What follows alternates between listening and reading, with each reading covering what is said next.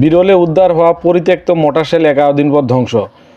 বিরলে খননের সময় পুকুর হতে পরিত্যক্ত একটি কার্তুজ বা মোটাশেল জাতীয় দ্রব্য উদ্ধারের 11 দিন পর পুলিশি হেফাজতের দ্রব্যটি সেনাবাহিনীর তত্ত্বাবধানে মঙ্গলবার দুপুরে ধ্বংস করা হয়েছে।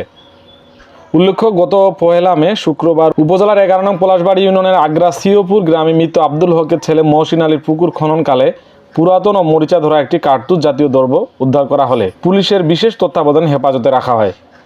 জননিরাপত্তা নিশ্চিত করতে এবং যে কোনো ধরনের ঝুঁকি এড়ানোর লক্ষ্যে এই কার্তুজ জাতীয় বস্তুটি পরীক্ষা নিরীক্ষা ও নিষ্ক্রিয় করার জন্য রংপুর সেনানিবাসের সদর দপ্তরের 66 পদাতিক ডিভিশনের একটি দল বিরলের সাকইডাঙ্গা পূর্ণভবা নদীর পাড়ে আসে। এরপর সেটা মঙ্গলবার দুপুরে বিস্ফোরণ ঘটনার মাধ্যমে দ্রব্যটি ধ্বংস করেছেন বলে স্থানীয় প্রত্যক্ষদর্শীরা জানান। কার্তুজ বা মোটাশেল জাতীয় দ্রব্যটির দৈর্ঘ্য ছিল 9.5 ইঞ্চি ও বেড ছিল 5.5 ইঞ্চি বলে আনুমানিক ধারণা করা হচ্ছে।